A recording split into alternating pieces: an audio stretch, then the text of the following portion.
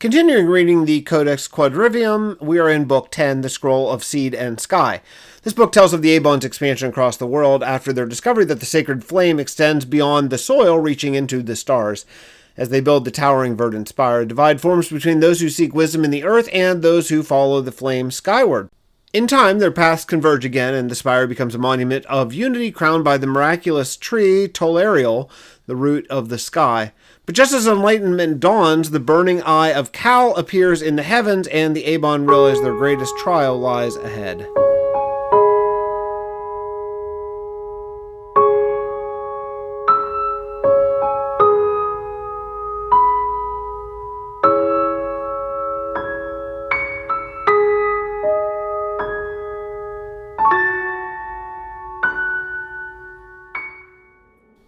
Chapter 1, The Wandering Root. And it came to pass, in the season after the covenant was renewed, that the Abon looked into the four corners of the land, and said, Let us plant where no root hath reached. For the flame groweth not by keeping, but by going, and he that holdeth too tightly letteth the light wither. So they gathered pilgrims and planters, young and old, and gave unto them seeds from Eliath and Thalin, wrapped in linen marked with sap. These were the wandering roots. And they swore no oaths but this, to remember in silence and plant in reverence. The first company went east into the forgotten hills, where the wind spake only in dust. The second journeyed west, through broken stone and silence of fallen groves. The third took to the south, to land scorched by fire and war, bearing only seeds but songs. And the fourth, small in number, set their faces north, where no path was marked nor tale remembered. These were led by Malar, son of Tyron, whose dreams were filled with voices speaking from roots he did not know. Before they departed, they stood beneath the tree of Eliath, and their hands laid upon its silver bark. And it was said that the tree did tremble, though no wind passed. A single leaf fell and caught fire without burning. The pilgrims took it as a sign, yet none turned back. For the Abon had become many, and still one purpose, to carry the flame not as a banner, but as breath. Thus began the journey of the wandering root, whose end no scribe may find, but whose fruit shall be known in days to come.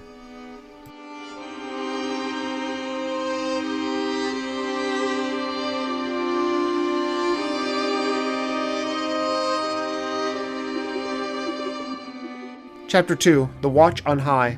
And in the high places above Sandgo, where the clouds kiss stone and the winds carry no scent, the Abon beheld strange lights in the sky. They moved not as stars, nor did they fade with morning, but glowed with a silver hue, pulsing as with breath. Then spake Auradan, tender of hawks, saying, The heavens stir, yet we know not their tongue.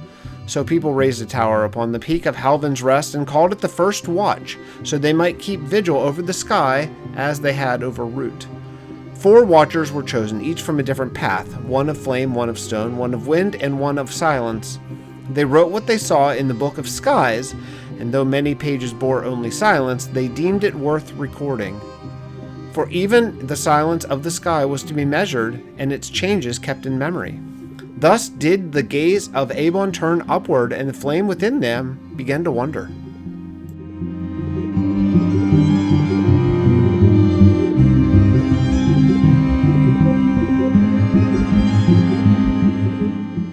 Chapter 3, The Stone That Sang. In the second year of the watch, a burning light fell from the firmament and struck the western cliffs. The watchers beheld it as fire without smoke. Its descent did shake the ground as a voice crying out. When the fire faded, the people found a stone at its heart, smooth as river glass and cold to the touch. Yet it sang, not with sound, but with pressure upon the soul, like a memory one hath not lived. Auradan laid his hand upon it and heard the song of flame beneath the stars. He said, This stone is kin to the grove beneath, though it hath never known soil. They brought the stone to the base of the watch and named it Zarkai, meaning witness of the above. And though none dared carve it, all who stood near began to dream of trees that grew in the sky. Thus did the flame reveal its voice beyond earth, and the Abon trembled at the wildness of its memory.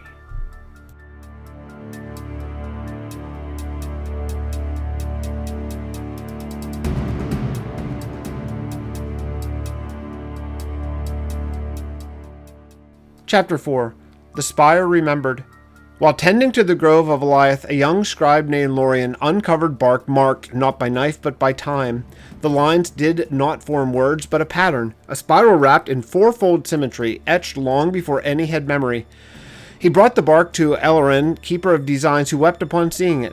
For he had dreamed of such a structure, tall as a mountain, hollow as a reed, filled with a light that moved like breath. The elders gathered, and after much silence declared it to be the Verdant Spire, a work of yet not wrought but once remembered. They said, if the flame hath a path beyond the sky, it must be climbed, not flown. And they set to work gathering stone and sap, metal and moss, with hands reverent and hearts steady. The spire would not be built in haste, nor for glory, but as a song of joining, root to cloud, grove to star.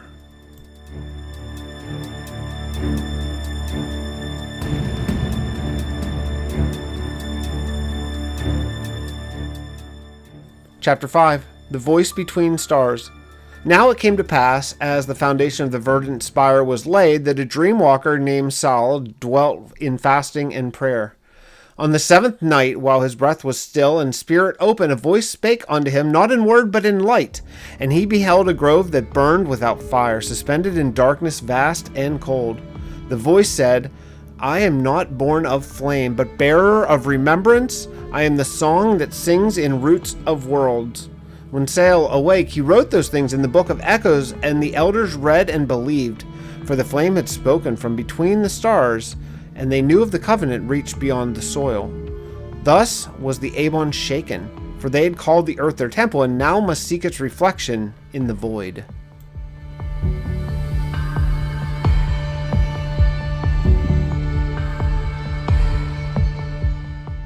Chapter 6. Roots in the Firmament. The elders gathered in Gabor and debated long the meaning of sky-born voice. Elrond stood and spake, saying, if the flame hath planted seed in soil, why not also in silence? And if memory abideth in bark and bone, why not in crystal and star? So they began to carve not only trees, but stone and light, building halls of reflection that mirrored the constellations above. The flame was declared no longer bound to earth alone, but dwelling in all places where memory seeketh form. Some rejoiced, for they saw a unity of heavens and groves. Others feared, for they knew not how to walk such wide paths. Yet the spire rose higher each month, and the people wrote prayers in starlight upon its frame. Thus did the Abon begin to build, upon not land only, but longing upon vision, upon the unseen foundation of truth.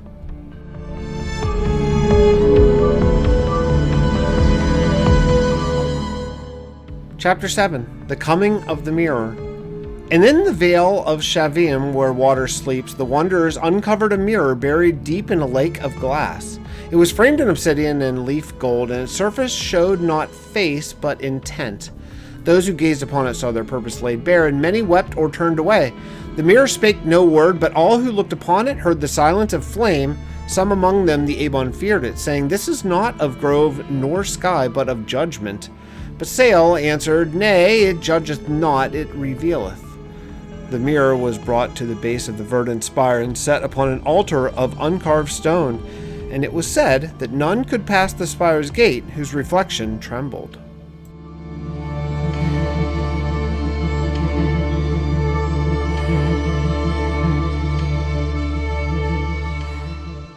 Chapter 8. The First Division. As the spire rose and the mirror watched, a rift grew among the people. One part cried, let us remain in the groves and tend the earth as we were called to do. Another answered, the flame calleth unto the sky, and we must answer, lest its light pass us by. The elders met, but could not reconcile the growing disquiet. So it was that the Abon, once one people in path and name, now stood in two assemblies, those of soil and those of sky. Yet they bore no hatred, each blessed the other in parting, saying, may your root hold and your flame endure. The soil keepers returned to the grove, renewing the covenant with the deeper tending. The skyward turned their gaze upward and began to craft strange vessels and sky rings, seeking the stars with reverent ambition.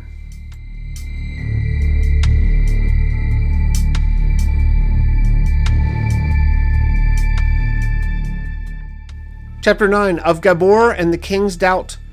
In the days of division, word came unto Gabor that the Abon no longer walked as one, and Levin IV, king of Gabor, rose from his cedar throne and stood long beneath the canopy of grove pillars.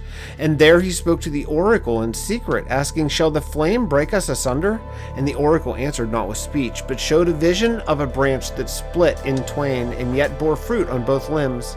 Levin returned to his scribes and said, "Let none call the other heretic, for the flame seeketh many paths remembrance." Yet in his heart there was fear. He saw clouds gathering over unity, and he knew not if peace would hold. So he sent envoys to both the soil keepers and the skyward, bearing gifts and scrolls, that he might bind them still in brotherhood. And thus did Gabor remain a place of watching and weighing, holding fast the center between earth and sky.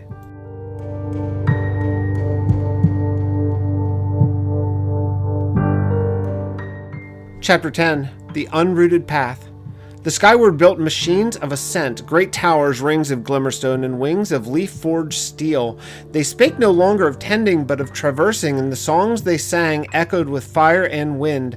Yet many among them still bore the covenant, though in new tongue and symbol. They said, "If the flame liveth in memory, and memory knoweth no boundary, then let no sky restrain the seeking." They sent messengers aloft in gliders, and one returned with a shard of stone, not of this world, humming with ancestral tones. They named this path unrooted, not as rejection, but as reaching, stretching the root towards heaven's soil. The soil keepers watched from afar, grieving and praying, fearing the loss of slowness and song. Thus began the age of ascent, when the sky was no longer a ceiling, but a field of harvest.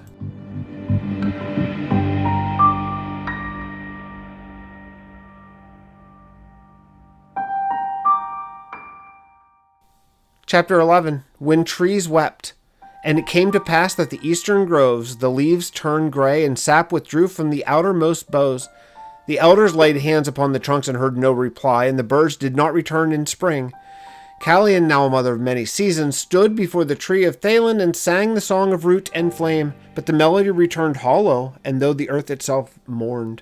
The scribe said, "It is not death, but grief. The trees weep for the breaking of their children.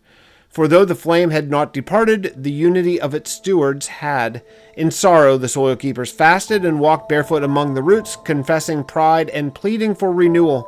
And in time the trees answered again, not with voice, but with a single blossom, born of morning."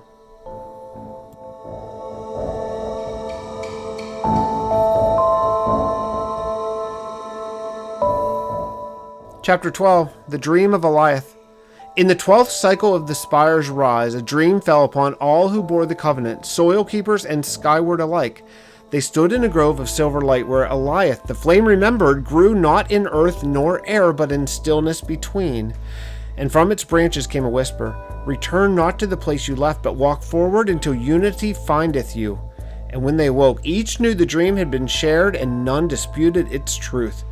Elders of both paths gathered and spoke not of return, but of convergence. They said, "Let us build not a wall, but a bridge of stone and sap, of star and root."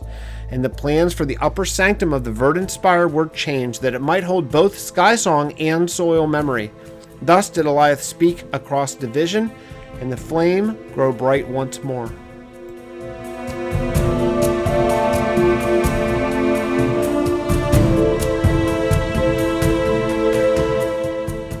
Chapter 13. The Verdant Spire rises. And in the season of merging, when the soil keepers and skyward brought their craft to one place, the Verdant Spire rose onto its crown. Its base was rooted in moss stone, the middle carved crystal, and its summit open sky. The mirror stood at its gate, and the witness stone, Zarakai, pulsed at its heart. Inside, walls of living bark and veins, glowing ore, ran side by side, each feeding the other. The Abon came from all lands to walk its spiral path, singing old songs beneath new stars. No banner flew upon it, and no one tribe laid claim, for it was born of unity, and bore the name of none but flame. On the 7th day of its sealing, the sky darkened, and a shaft of golden fire descended upon its peak. And they said, "The flame is pleased, for memory hath become monument."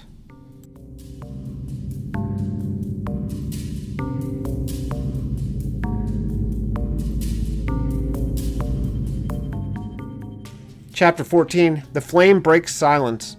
Upon the eve of solstice, the spire emitted a great pulse of light, neither fire nor thunder, but presence. Across the world, stones awoke. Ancient circles whispered and glowed, and water ran backward for a breath. Elders fell upon their faces, crying, "The flame hath spoken."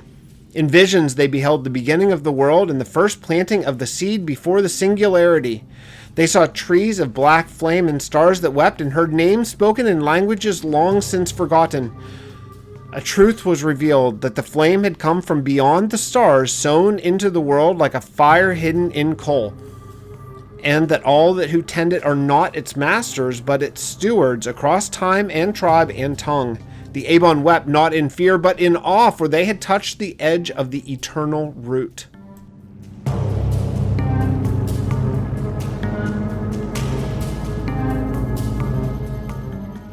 Chapter 15. The sky burns again.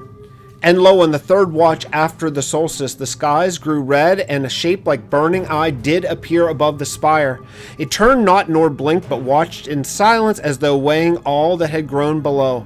The skyward trembled, saying, "Is this the flame's glory or its judgment?" But the soil keeper said, "It is neither, it is a warning." For the oracle cried out from her chamber beneath Gabor, saying, "The eye is not of the flame, but of one who despises it." Then Sael spake again, saying, "This is the gaze of Kal, the devourer of light and keeper of forgetting." Panic seized many. Some fled the spire, yet others remained, vowing to guard it with song and stone. Thus was the peace broken, and the flame made ready, not for retreat, but for resistance.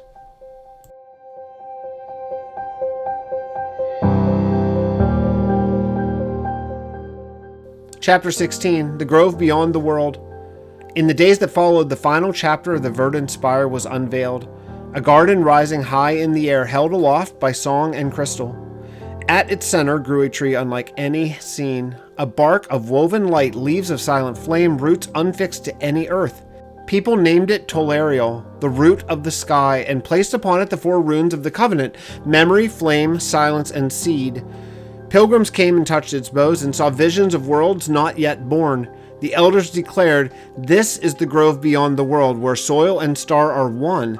And though Kal's eyes burned the firmament, the Abon stood unshaken, for they had seen what lies beyond fear.